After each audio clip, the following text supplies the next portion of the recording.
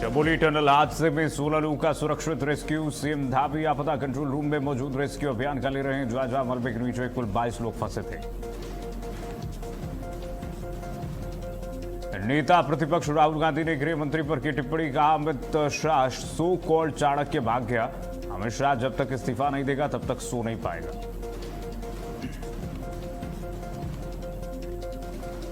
अनिश्चित काल के लिए स्थगित हुई लोकसभा। वंदे मातरम गाने के बाद स्पीकर ओम बिरला ने किया ऐलान। सदन में मौजूद थे पीएम मोदी और गृह मंत्री अमित शाह। संसद परिसर में सत्ता पक्ष और विपक्ष में किया प्रदर्शन। प्रतापगढ़ पुलिस ने उमर अहमद के काफिले की 2 गाड़ियों की बरामदगी की है। वाहनों को लेकर के हुआ था टोल प्लाजा पर विवाद। बैरियर तोड़कर कर्मचारी पर गाड़ी चढ़ाने का आरोप। और स्वतंत्रता दिवस के लिए बदला दिल्ली मेट्रो का शेड्यूल। 15 अगस्त को सुबह 4 बजे से शुरू होगी मेट्रो सेवा। रक्षा मंत्रालय को 1,30,000 QR टिकट भी जारी किया गया।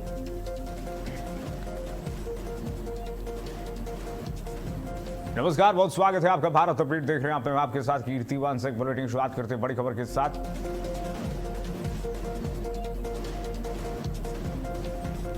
चमोली टनल हादसे में बड़ी खबर आपको बता दें। THDC टनल में 16 लोगों का सुरक्षित रेस्क्यू किया गया है। सीएम धामी आपदा कंट्रोल रूम में मौजूद हैं। सीएम धामी रेस्क्यू अभियान का जायजा ले रहे हैं। टनल में फंसे लोगों को मौके पर रेस्क्यू किया जा रहा है। कई टीमें लगी हुई हैं। NDRF, SDRF, ITBP पुलिस की भी मौजूदगी है। मलबे के नीचे कुल 22 लोग फंसे थे। चमोली टनल हादसे से जुड़ी ये खबर आपको बता रहे हैं। पुलिस भी मौजूद है। NDRF की मौजूदगी है। NDRF, SDRF, ITBP मौजूद है। मलबे के नीचे कुल 22 लोग फंसे हुए थे। सीएम धामी रेस्क्यू अभियान का जायजा ले रहे हैं। लगातार जायजा ले रहे हैं मुख्यमंत्री पुष्कर सिंह धामी। टनल हादसे में आपको बता दें THDC टनल में 16 लोगों को अभी तक सुरक्षित रेस्क्यू कर लिया गया है। इस मामले में अपडेट जो आई है आपको बता दें 16 लोग सुरक्षित रेस्क्यू किए जा चुके हैं। 22 लोग कुल इसमें अंदर फंसे हुए बताए जा रहे हैं, जिसमें से 16 लोगों को बाहर निकाल लिया गया है। खुद मुख्यमंत्री पुष्कर सिंह धामी लगातार इस पूरे मामले में नजर बनाए हुए हैं। चमोली के पीपल कोटी स्थित विष्णुगाड़ पीपल कोटी जल विद्युत परियोजना की ये जो निर्माणाधीन टनल है, करीब 3 किलोमीटर लंबी टनल में शाम को पानी का रिसाव और लैंडस्लाइड होने से हालत बिगड़ गए हैं और अचानक पानी और मलबा टनल में भरने लगा, जिससे अंदर काम कर रहे करीब बताया जा रहा है कि 22 लोग थे। 28 लोग कुल थे, लेकिन 22 लोगों की संख्या अब आपको बता रहे हैं। ये सब लोग फंस गए। इसमें सारे श्रमिक जो हैं वो फंस गए और जैसे ही घटना की सूचना मिलती, देखिए अफरा तफरी की स्थिति मच जाती है। पुलिस पहुंचती है वहां पर, जिला प्रशासन की मौजूदगी वहां पर होती है। NDRF और SDRF की टीमें मौके पर पहुंचती हैं। आनन फारन में एम्बुलेंस पहुंचती हैं। आपाधापी में रेस्क्यू ऑपरेशन शुरू कर दिया जाता है। मुख्यमंत्री तक ये बात पहुंच जाती है। बचाव दल ने अब तक करीब 18 लोगों को जो कहा जा रहा है कि रेस्क्यू किया है। अभी जो अपडेट आ रही है हमारे पास, लगातार लोगों को सुरक्षित बाहर निकालने के लिए टीमें लगी हुई हैं। 16 लोगों को रेस्क्यू किया गया है अभी तक और अभी भी जो मजदूर हैं अंदर जो फंसे हुए हैं 22 लोगों में से 22 लोगों में से करीब 16 लोगों को रेस्क्यू किया जा चुका है। आप सोचिए, और जो श्रमिक अंदर फंसे हुए हैं उनको निकालने के लिए कई टीमें वहां पर लगी हैं। पुलिस तो है ही वहां पर, NDRF पहुंच गई है, SDRF पहुंच गई है, ITBP पहुंच गई है। आप सोचिए, इन तमाम टीमों के नए टेक्निक और नए डिवाइसेस की मदद से इन सभी श्रमिकों को टनल के बाहर जो है वो रेस्क्यू करने के लिए कई टीमें जो मौजूद हैं वो रेस्क्यू करने के लिए लगातार लगी हुई हैं। और जितने भी श्रमिक हैं उन्हें अस्पताल पहुंचाया गया है। गोपेश्वर अस्पताल में इलाज जारी है सभी श्रमिकों का।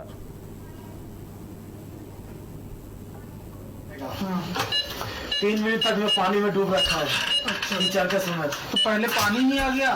हाँ, कीचड़ पानी भयंकर में अभी मेरा पूरा कीचड़ निकल रहा है अंदर से। अच्छा, कितना देर पानी में थे? 3 मिनट करीब मैं डूब के अंदर ही रहा कीचड़ में। तो अंदर आप फंस गए पाइप की वजह से? हाँ, उठने के बाद मैं देखा पहले आपको, मैं अपने आप को चीटी काट के मैं जिंदा हूँ, मर गया। यहाँ पे चीज़ें हैं। फिर चीटी काट के देखा मैं जिंदा है, मर गया। सब में हल्ला करने लगा, बचाओ बचाओ। पाइपलाइन लगभग 3-4 कुंटल का था। अच्छा, ज्यादा, उससे भी ज्यादा हो सकता है क्योंकि 4 बंदा भी हिला नहीं पा रहा था थोड़ा सा। नहीं बच पाएगा। ये आप देखिए जरा किस तरह से रेस्क्यू अभियान लगातार जारी है। मुख्यमंत्री पुष्कर सिंह धामी फोन पर बातचीत कर रहे हैं, जरा सुनिए। मुख्यमंत्री पुष्कर सिंह धामी ने, ये देखिए जरा तस्वीरें आपको दिखा दें। मुख्यमंत्री ने जो लोग घायल हुए हैं गोपेश्वर अस्पताल में, जिन्हें आनंद फानन में भर्ती कराया गया है, इन सब से फोन पर बातचीत की है। ये तस्वीरें हम आपको दिखा रहे हैं। एसपी चमोली सुरजीत सिंह पवार भी वहां पर लगातार डटे हुए हैं। मुख्यमंत्री पुष्कर सिंह धामी ने लोगों से बातचीत की है। राहत और बचाव का काम लगातार जारी है। अभी एम्बुलेंस से घायल मजदूरों को अस्पताल आनंद फानन में गोपेश्वर अस्पताल पहुंचाया गया है। घायल मजदूरों को जिला अस्पताल में भर्ती कराया जा रहा है। शाम 7 बजे यह हादसा हुआ है और पानी रिसने के साथ लैंडस्लाइड की जो खबरें मिली हैं सबको हैरान कर दी। 13 अगस्त की शाम 7 बजे यह हादसे की खबर मिलती है। राज्य आपातकालीन परिचालन केंद्र की जो रिपोर्ट है वो बताती है कि पीपलकोटी के मायापुर में टीएचडीसी के निर्माणाधीन टनल में पानी का रिसाव हुआ और भूस्खलन हुआ और इसके बाद पानी के साथ मलबा टनल के अंदर भरने लगा और वहां काम पर कर रहे मजदूर फंस गए इसके अंदर। और जैसे ही घटना की जानकारी जिला प्रशासन को दी गई, इसके बाद सीधे पुलिस और बचाव दल मौके पर वहां पर भेजी गई। टनल के अंदर पानी और मलबा भरने के कारण फंसे मजदूरों तक पहुंचना चुनौतीपूर्ण अभी भी बना हुआ है, लेकिन फिलहाल 16 लोगों को जो है बाहर निकाला गया है। बचाव दल लगातार अंदर पहुंच करके मजदूरों के बाहर निकालने में जुटे हुए हैं। स्मिता चौहान हमारे साथ ब्यूरो चीफ जुड़ गए हैं सीधे। स्मिता बताइए जरा क्या स्थिति है। स्मिता, मुख्यमंत्री ने बातचीत की है घायलों से, अब बिल्कुल कीर्तिमान आपको बता दें 7:05 की घटना है जहाँ पर पीपलकोटी के पास में जो है टीएचडीसी का जो टनल का काम था वो चल रहा था, जिसमें अचानक से पानी और मलबा आ गया था, जिसमें 18 से 20 मजदूर बताए जा रहे थे, लेकिन अब जो आंकड़ा आया है वो 22 बताया जा रहा है, जिससे 22 मजदूर यहाँ पर फंसे हुए थे। और अभी तक अगर हम रेस्क्यू की बात करें तो 16 मजदूरों को सुरक्षित रेस्क्यू कर लिया गया है और बाकी मजदूरों को निकालने के लिए अभी भी रेस्क्यू कार्य जो है वो तेजी से चल रहा है। साथ ही कीर्तिमान ये भी बता दें कि मुख्यमंत्री खुद इस पूरे मामले पर नजर बनाए हुए हैं और मुख्यमंत्री भी पीपलकोटी जाने की तैयारी में है, जहां पर वे पहुंचेंगे और फिर मजदूरों से बात करेंगे जिन्हें अस्पताल में एडमिट किया गया है। साथ ही वो उस टनल के पास भी जाएंगे जहां पर मजदूर फंसे हुए हैं। जी अभी क्या स्थिति है स्मिता? 16 लोगों को बाहर निकाल लिया गया है। अभी जो लोग अंदर पहुंचे हैं उनको ऑक्सीजन वगैरह सप्लाई पहुंच पा रही है? स्थिति क्या है वहां पर? अगर बात की जाए तो अभी वहाँ पर सारे इक्विपमेंट्स लगा दिए गए हैं कीर्तिमान, लेकिन मलबा और पानी है तो ऐसी स्थिति में रेस्क्यू करना थोड़ा सा मुश्किल हो रहा है यहाँ पर, क्योंकि जैसे जैसे मलबा हटाया जा रहा है उसके साथ में मलबा और पानी दोनों ही बहुत तेजी से बाहर आ रहा है। तो ऐसे में बहुत सावधानी के साथ जो है यहाँ पर रेस्क्यू ऑपरेशन चलाया जा रहा है ताकि किसी मजदूर को कोई परेशानी ना हो, ना ही कोई जनहानि हो, किसी भी मजदूर की जान नहीं जाए, इस बात को प्राथमिकता दी जा रही है ताकि सुरक्षित सभी मजदूर निकाल लिए जाए। हालांकि 16 मजदूर सुरक्षित बाहर निकाल लिए गए हैं जिनका अस्पताल में उपचार चल रहा है। बचे हुए मजदूरों को भी सुरक्षित बाहर निकाल लिया जाएगा और इसी का प्रयास जो है लगातार किया जा रहा है। अच्छा स्मिता, ये इस टनल के बारे में ये भी जो जानकारी आ रही है, पहले भी इसमें हादसे हो चुके हैं। 30 दिसंबर 2025 को भी एक हादसा हुआ था, सुरंग में 2 लोगों को ट्रेन जो है वो टकरा गई थी। जी हाँ, इससे पहले भी इस सुरंग में जो है कई बार हादसे हुए हैं कीर्तिमान, लेकिन इस तरह का हादसा ये पहली बार इस टनल में हुआ है जहाँ पर अचानक से पानी और मलबा जो है वो भारी मात्रा में टनल में आ गया था और इस बात का अंदाजा किसी को भी नहीं था। आपको बता दें, इससे पहले जो है प्रदेश में मौसम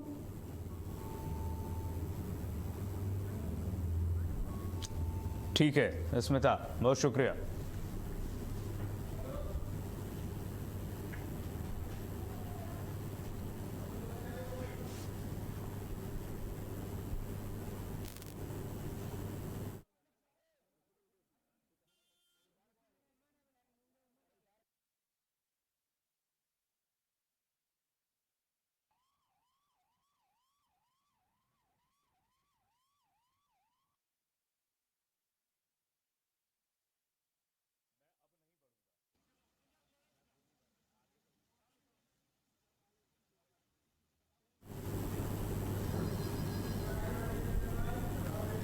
और बढ़ेंगे आगे। अब खबर झांसी से है। झांसी में बुंदेलखंड विश्वविद्यालय का 31वां दीक्षांत समारोह मनाया गया। समारोह में यूपी की राज्यपाल आनंदीबेन पटेल शामिल हुई। कार्यक्रम में योगेंद्र उपाध्याय, नैक कार्यकारी समिति के अध्यक्ष प्रोफेसर नागेश्वर राव और उच्च शिक्षा राज्य मंत्री रजनी तिवारी के साथ बुंदेलखंड विश्वविद्यालय के कुलपति प्रोफेसर मुकेश पांडे उपस्थित रहे। समारोह में विभिन्न पाठ्यक्रमों के विद्यार्थियों को रजत और कांस्य पदक प्रदान किए गए हैं। आनंदीबेन पटेल ने विश्वविद्यालय की विकास परियोजनाओं का लोकार्पण किया। इस दौरान एआई आधारित एजुकेशन ट्यूटर द्रोणा का शुभारंभ राज्यपाल ने किया है और विद्यार्थियों की उपाधि और अंक तालिकाएं डिजी लॉकर पर अपलोड की गई। कार्यक्रम के दौरान परिसर में विभिन्न विभागों द्वारा लगाई गई प्रदर्शनी को भी कुलाधिपति ने बहुत संवेदनशीलता के साथ देखा और विद्यार्थियों की मेहनत और नवाचार को भी सराहा। तस्वीरें आपको दिखा रहे हैं झांसी से, जहां पर विद्यार्थियों को 31वें दीक्षांत समारोह में बुंदेलखंड विश्वविद्यालय के राज्यपाल आनंदीबेन पटेल ने सराहा है, उनको उपाधि प्रदान की है। विद्यार्थियों को रजत और कांस्य पदक भी वितरित राज्यपाल आनंदीबेन पटेल ने प्रदान की है। झांसी के बुंदेलखंड यूनिवर्सिटी में पहुंची हुई थी राज्यपाल आनंदीबेन पटेल, जहां पर विद्यार्थियों को रजत और कांस्य पदक वितरित किए गए हैं। राज्यपाल ने सभी छात्रों को सराहा भी है। बढ़ेंगे आगे। यूपी महोबा में हर घर तिरंगा अभियान के तहत भव्य तिरंगा यात्रा निकाली गई। जिलाधिकारी गजल भारद्वाज और पुलिस अधीक्षक शशांक सिंह के संयुक्त नेतृत्व में आयोजित यात्रा में पुलिस प्रशासनिक अधिकारी, कर्मचारी, शिक्षक, छात्र छात्राएं और स्काउट बैंड के सदस्य शामिल हुए। जिलाधिकारी आवास से शुरू हुई यात्रा कचहरी, परमानंद चौक और बस स्टैंड होते हुए आल्हा चौक तक पहुंची। यहां इसका समापन हुआ। हाथों में तिरंगा लेकर के निकले लोगों ने देशभक्ति के नारों के साथ राष्ट्र प्रेम का संदेश दिया। यात्रा के दौरान पूरा मार्ग देशभक्ति के रंग में रंगा नजर आया और प्रतिभागियों ने स्वतंत्रता संग्राम के वीर शहीदों और राष्ट्र नायकों को नमन किया। तो यूपी के महोबा में शान से तिरंगा यात्रा निकाली गई है। तस्वीर आपको दिखा दें। स्कूली छात्र छात्राओं को जिलाधिकारी और कप्तान ने, पुलिस कप्तान ने वहां पर प्रोत्साहित भी किया है, उत्साहवर्धन भी किया और इसी के साथ जागरूकता भी वहां पर फैलाई गई, जागरूकता भी दी गई लोगों को कि तिरंगा यात्रा, हर घर तिरंगा अभियान से जुड़ें और तिरंगा को अपने आवाज पर जरूर लगाएं। हर घर तिरंगा अभियान में महोबा अधिका। यूपी के उन्नाव में 35 किलोमीटर से ज्यादा लंबी भव्य तिरंगा यात्रा निकाली गई है। विधायक अनिल सिंह के नेतृत्व में असोहा ब्लॉक मुख्यालय से शुरू हुई यात्रा बाइक से कालूखेड़ा और कंचनपुर होते हुए मोरावा पहुंची। जगह जगह लोगों ने यात्रा का जोरदार स्वागत किया है। मोरावा कस्बे में विधायक अनिल सिंह और चेयरमैन कुंवर विवेक सेठ हाथों में तिरंगा लेकर के पैदल यात्रा में शामिल हुए। विधायक की पत्नी कल्पना सिंह और चेयरमैन की पत्नी पल्लवी सेठ भी मौजूद रहे। पूरी यात्रा के दौरान पूर्वा विधानसभा क्षेत्र देशभक्ति के रंग में रंगा नजर आया। सुरक्षा व्यवस्था को लेकर के पुलिस भी मुस्तैद रही। वही खबर यूपी के बांदा से है। बांदा में स्वतंत्रता दिवस के पहले भव्य तिरंगा यात्रा निकाली गई। सदर के लक्ष्मीबाई तिराहे से शहीद पार्क तक निकली इस यात्रा में जल शक्ति मंत्री रामकेश निषाद 151 मीटर लंबे तिरंगे के साथ छात्र छात्राओं के बीच शामिल हुए। यात्रा के दौरान देशभक्ति के नारों से पूरा जिला मुख्यालय गूंज उठा। मंत्री के साथ भाजपा जिला अध्यक्ष, दोनों विधायक और बड़ी संख्या में पार्टी कार्यकर्ता भी मौजूद रहे। हाथों में तिरंगा लेकर के निकले लोगों में देशभक्ति का उत्साह देखने को मिला।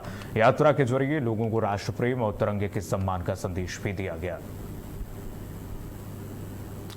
तो यूपी बांदा में 151 मीटर लंबे तिरंगे के साथ आप देखिए पूरा बांदा सड़कों पर नजर आया। पूरा बांदा तिरंगे के साथ देशभक्ति के भाव से ओतप्रोत नजर आया। तिरंगा यात्रा में जल शक्ति मंत्री शामिल हुए और सबसे बड़ी तिरंगा यात्रा यहां पर निकाली गई है। करीब 151 मीटर लंबे तिरंगे को लेकर के पूरे बांदा में ये यात्रा भ्रमण की। यूपी के मिर्जापुर में स्वतंत्रता दिवस से पहले देशभक्ति का रंग देखने को मिला है। हर घर तिरंगा अभियान के तहत पुलिस लाइन से भव्य तिरंगा यात्रा निकाली गई। जिलाधिकारी पवन कुमार गंगवार और पुलिस अधीक्षक अपर्णा रजत कौशिक ने हरी झंडी दिखाकर यात्रा को रवाना किया है और खुद भी इसमें शामिल हुए। हाथों में तिरंगा लिए पुलिसकर्मी, स्कूली बच्चे और प्रशासनिक अधिकारी देशभक्ति के नारों के साथ शहर की सड़कों पर निकले। भारत माता की जय और वंदे मातरम के नारों से पूरा शहर गूंज उठा। जगह जगह लोगों ने तिरंगा यात्रा का स्वागत किया और देशभक्ति के उत्सव में अपनी भागीदारी दर्ज कराई।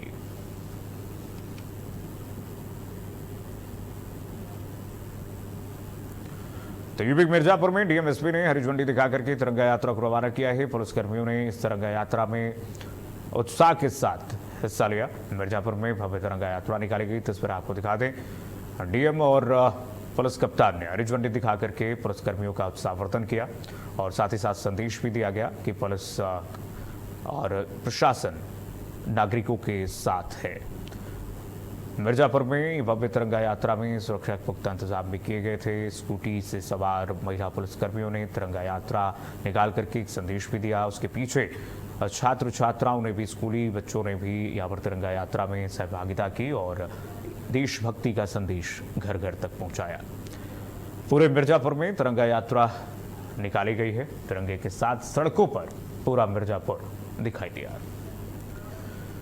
मड़िंगा के संत शिरोमणि श्री रविदास जी की 650वीं जयंती के अवसर पर उत्तर प्रदेश सरकार सामाजिक समरसता और समानता के संदेश को जन जन तक पहुंचाने की दिशा में बड़ा कदम उठा रही है। मऊ के दोहरी घाट में संत रविदास मंदिर के जीर्णोद्धार का शिलान्यास कल नगर विकास और ऊर्जा मंत्री ए.के. शर्मा करेंगे। करीब 1 करोड़ 82 लाख रुपए की लागत से मंदिर का जीर्णोद्धार होगा। मंत्री समरसता संकल्प अभियान में भी शामिल होंगे। सरकार का कहना है कि वंदन योजना के तहत धार्मिक और ऐतिहासिक स्थलों का संरक्षण करके श्रद्धालु को बेहतर सुविधाएं दी जाएंगी। तो संत रविदास मंदिर का जीर्णोद्धार मऊ के दोहरी घाट में होने जा रहा है। मंत्री ए.के. शर्मा जीर्णोद्धार का शिलान्यास करने वाले हैं। करीब 1 करोड़ 82 लाख की लागत से इस मंदिर का कायाकल्प होने जा रहा है। ऊर्जा मंत्री ए.के. शर्मा कल इस मंदिर के जीर्णोद्धार के कार्यक्रम में, शिलान्यास कार्यक्रम में मौजूद रहेंगे, जहां पर करीब 1 करोड़ 82 लाख रुपए खर्च हुए हैं और शासन की तरफ से मंजूरी मिलने के बाद इसका शिलान्यास करने पहुंच रहे हैं। मंत्री ए.के. शर्मा, ऊर्जा मंत्री ए.के. शर्मा कल संदेश भी देंगे। उनका संदेश भी है कि उत्तर प्रदेश शासन का लगातार यहां पर प्रयास है कि सांस्कृतिक पर्यटन को बढ़ावा दिया जाए और जो धरोहर है उनको बचाया जाए जीर्णोद्धार कार्यक्रम के तहत। बढ़ेगा कि यूपी के कौशाम्बी में यमुना नदी में डूबने से हुई युवती की मौत के बाद प्रदेश सरकार ने पीड़ित परिवार को आर्थिक सहायता दी है। राज्य मंत्री और कौशाम्बी की प्रभारी मंत्री कृष्णा पासवान ने तिल्हापुर गांव पहुंचकर के शोकाकुल परिजनों से मुलाकात की है और मृतका की मां को 4 लाख रुपए की आर्थिक सहायता का चेक सौंपा। प्रभारी मंत्री ने परिवार को ढांढस बताते हुए कहा कि दुख की इस घड़ी में सरकार उनके साथ मजबूती से खड़ी है और आगे भी हर संभव सरकारी सहायता उपलब्ध कराई जाएगी। बताया जा रहा है कि युवती यमुना नदी में स्नान करने गई थी। इसी दौरान गहरे पानी में पैर फिसलने से वो डूब गई। हादसे के बाद परिवार में मातम पसरा हुआ है।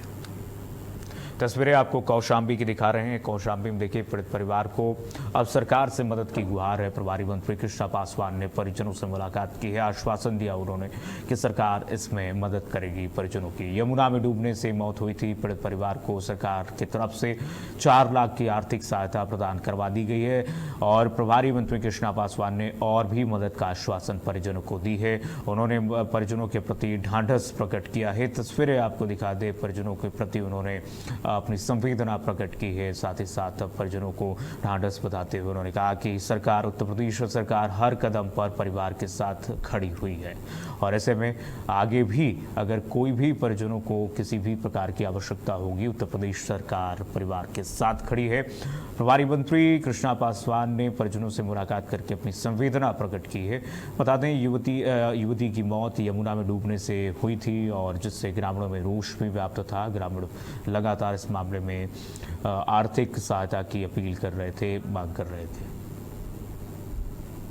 सब लोगों ने भारतीय जनता पार्टी की सरकार और उत्तर प्रदेश में यशस्वी मुख्यमंत्री योगी आदित्यनाथ जी बने तो इस घर की लड़की गरीब परिवार की है, बिना बाप की बेटी है, करिश्मा, और माँ का नाम रामपति था। जब डूब गई वहाँ पर तो सरकार की तरफ से आज माँ को 4 लाख की चेक यहाँ पर देने आई थी।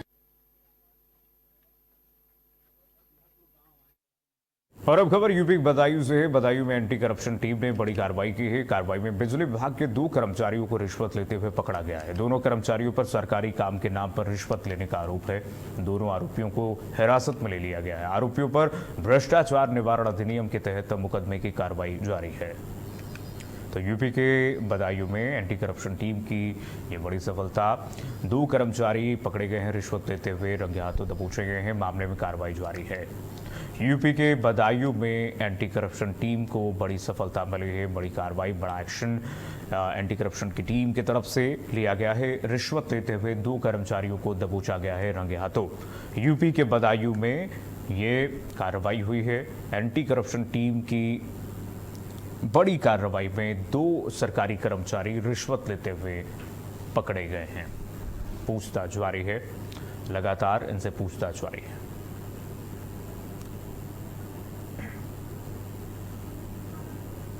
बढ़ेंगे आगे। कानपुर में मासूम बच्चों की जान पर खेल करके स्कूल जाने की तस्वीर सामने आई है। बच्चे नाव से गंगा नदी को पार करते हुए दिखाई दे रहे हैं। गंगा का जलस्तर बढ़ने के बावजूद बच्चे ये खतरा उठा करके स्कूल जा रहे हैं।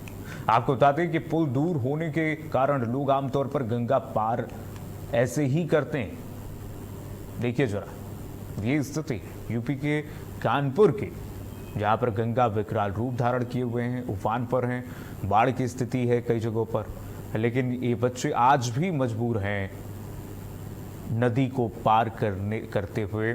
किस तरह से ये बच्चे जा रहे हैं नाव से, आप देखिए नदी के बढ़ते जलस्तर से लगातार अलर्ट जारी कर दिया गया है, लेकिन दूसरी तरफ ये बच्चे आज भी कानपुर में नाव से इस नदी को पार करते हैं।